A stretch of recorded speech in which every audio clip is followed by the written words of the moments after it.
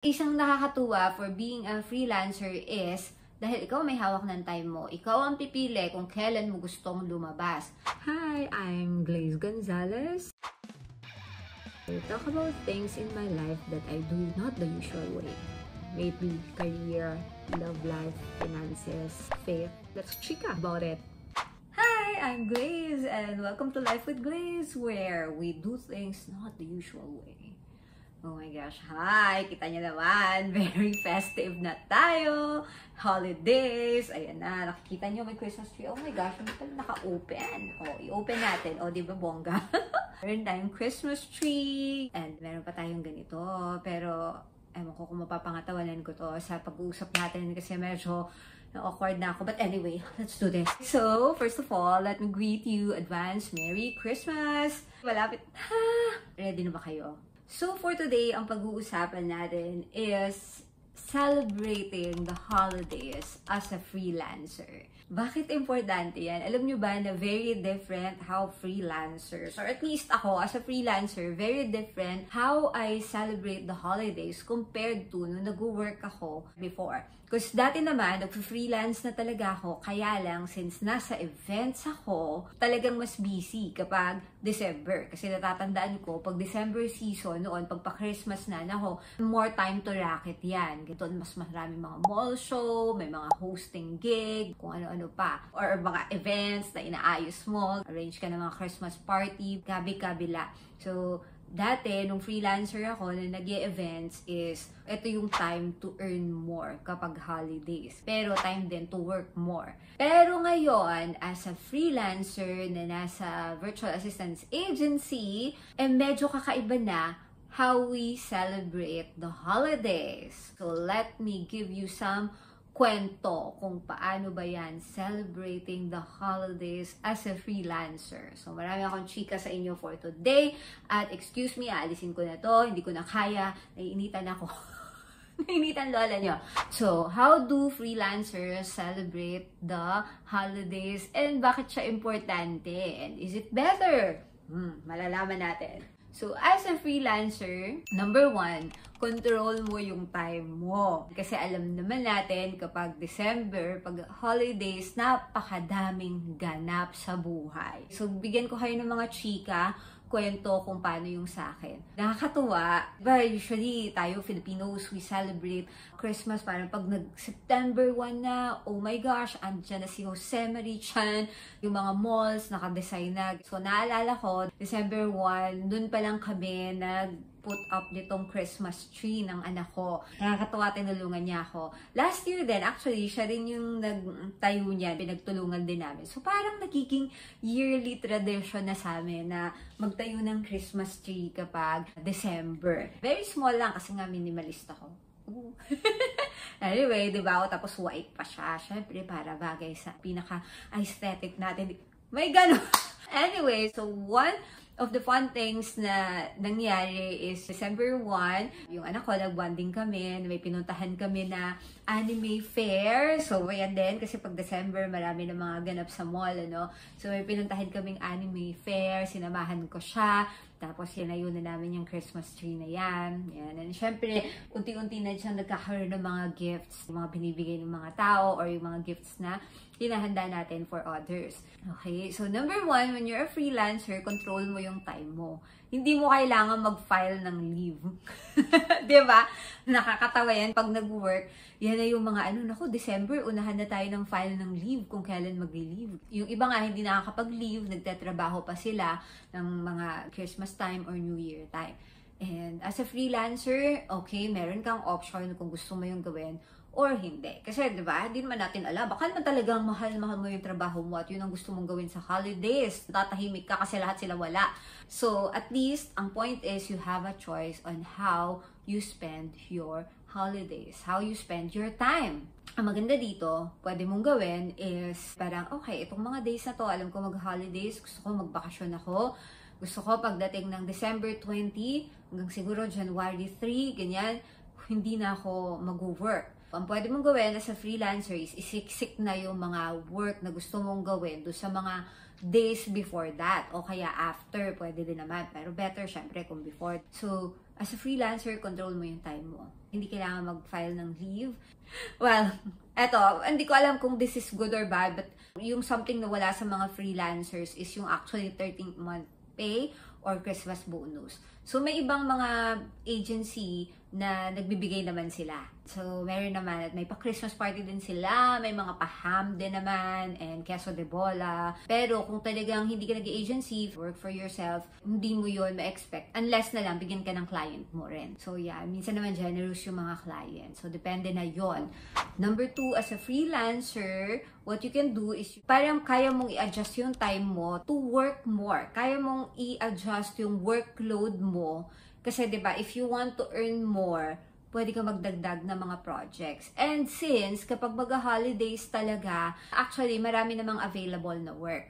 Bakit? Kasi, syempre, may mga special yan. Yung mga clients, yung mga small business owners, or even mga big businesses, meron silang mga special na mga campaigns, or projects, or sale kapag ganito na mag-holidays.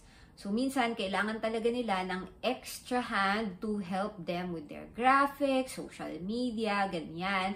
So, mas marami talagang opportunity for freelancers to work more during the holidays. Yan yung benefit naman na sinasabi natin sa mga foreign clients natin or even sa mga clients natin. Yun yung benefit na parang, minsan kasi, yung boost ng work, marami kapag may mga special holidays, pero pag usual naman na mga araw, hindi naman. Kaya benefit sa kanila na may mga freelancers kasi at least pwede lang kunin per project basis at kapag halimbawa for preparation for holidays. Marami yan. Maraming bagay na pwedeng gawin pag holidays, pagka freelancer ka. And also, marami kapag, halimbawa, magsisimula yung year, marami dyan, okay, marami akong gustong gawin, mag-aayos na ako ng social media for next year, or magsisimula na ako ng podcast for next year, ganyan. So, usually, mga ganitong time, mga November, December, dyan sila nagsisimula. And of course, naghahanap sila ng mga mag-assist sa kanila, tutulong sa kanila in terms of those projects that they want to start for 2025. So, kahit na walang bonus, walang 13th month pay, marami ka namang project na pwedeng gawin kapag holidays. Eto, isang favorite ko. Grabe kasi. Grabe talaga pag December. Pag holidays talaga. Super duper over nakakairita ang traffic. Ang traffic. At pag yung traffic hindi lang kapag nasa sasakyan ka ha or nagko-commute ka. Ang traffic talagang nasa mall. Makakabungguan mo ang mga tao. Napakadami. Isang nakakatuwa for being a freelancer is dahil ikaw may hawak ng time mo. Ikaw ang pipili kung kailan mo gustong lumabas. So, syempre, pwede mong iwasan ang madlang people. And I understand na ngayon talaga, na Christmas time, parang wala nang pinipiling oras yung traffic. Pero, makakakuha ka pa rin ng time na kahit papano medyo mas maluwag. So, for example, ako here in Manila, malalapit lang kasi dito sa condo, malalapit lang yung mga malls, pwedeng lakarin at may own convenient time, and then you can shop at your own pace kung kailan. So, yan yung mga very good thing how you celebrate the holidays as a freelancer. And then, another thing, dahil hawak mo ang time mo, pag ganito na holidays, ang daming mga ganap talaga. Ang daming celebration. For example, another chika sa inyo. Last Friday, merong Christmas activity, parang family activity sa school ng anak ko.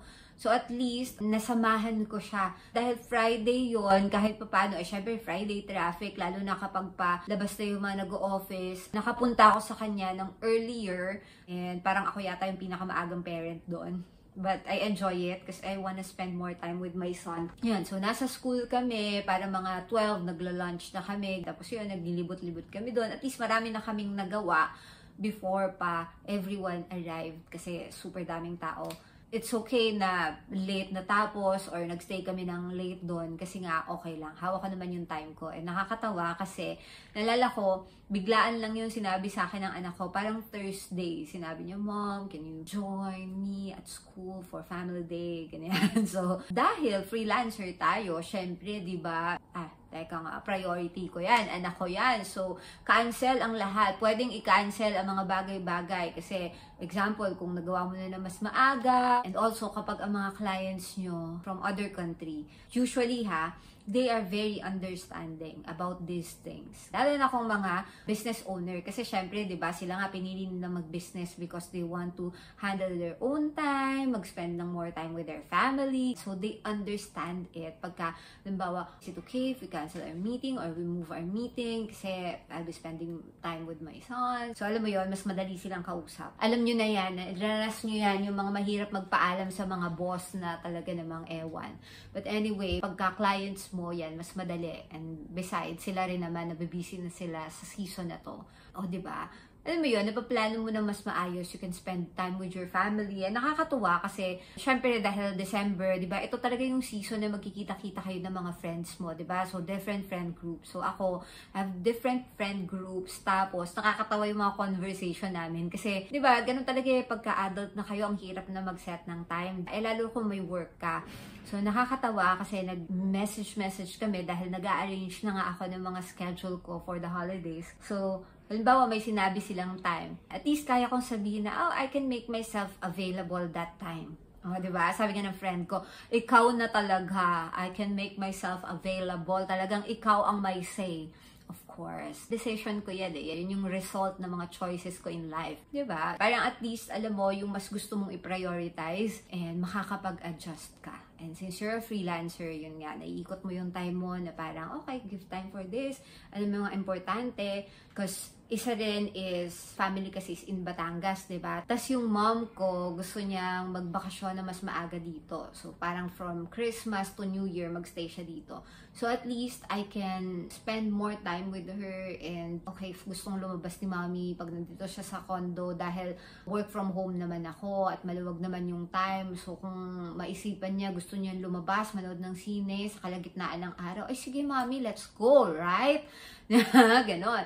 Parang mas kaya mong i-prioritize talaga yung mga bagay or mga tao na importante sa'yo kapag may choice ka in terms of your time. Another is, yun nga, di ba, kanina pag-usapan natin, yung income mo this holidays, parang mas kaya mo siyang i-control. Pwedeng mas maraming trabaho, mas marami kang na-impact, di ba? Kasi napakadaming gastusin talaga ngayong December. So, at least, nakabangko ka na ng more budget. Kasi, alam mo na, ang daming regalo. Tapos, syempre, minsan, like me, I'm hosting my family for New Year dito. Diba? May mga gastos yan and all that. So, syempre, kung nag-freelance ka, mas maganda na kapag bangko ka na, kumita ka na mas marami before this. And then, of course, yung mga freelancer, so for example, dahil yung time mo nga medyo mas flexible, diba? Mas makaka-help out ka with your friends, with your family na planning things. Ikaw ang taga-arrange na parang, okay, dito tayo magpunta, itong gawin natin, o schedule ko kayo,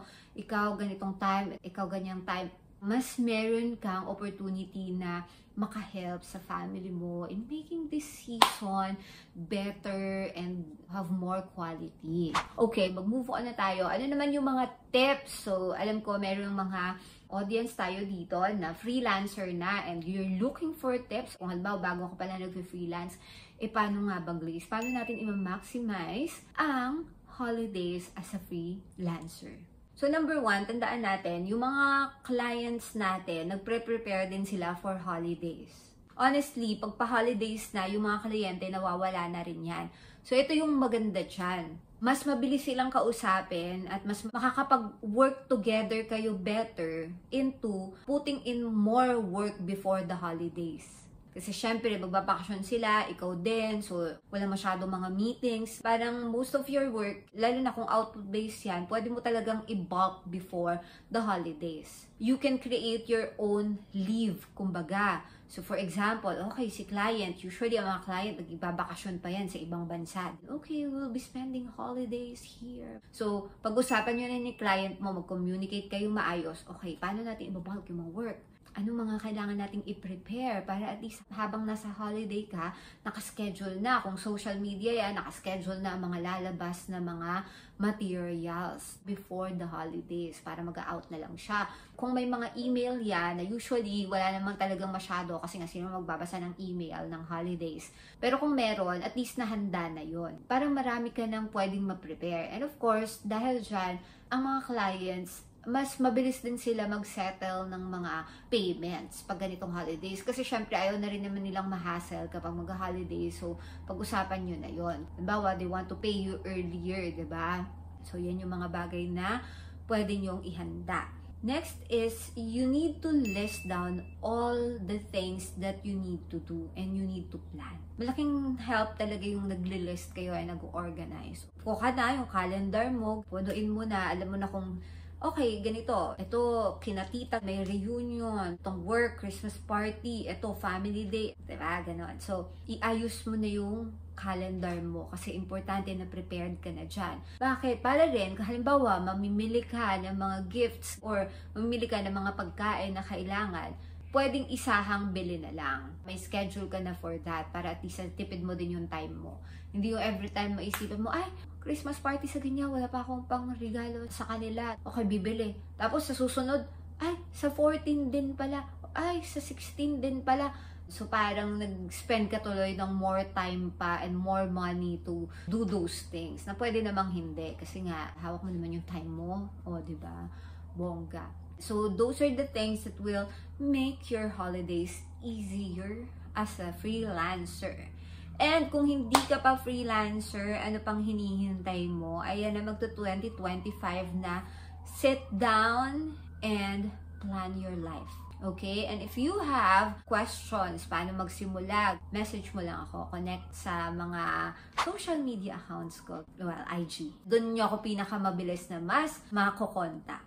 So, I'm wishing the best of holidays for you. And don't forget who are we celebrating this Christmas. Kung bakit to importante, all other things, palabok na lang yan, bonus na lang yan. Pero yung celebrate talaga natin is yung birthday ng ating pinakamamahal na si Jesus Christ. If there's something that I can share to you, siguro is we spend time with our family, with our friends, all of that, shopping, ang dami-dami natin ginagawa.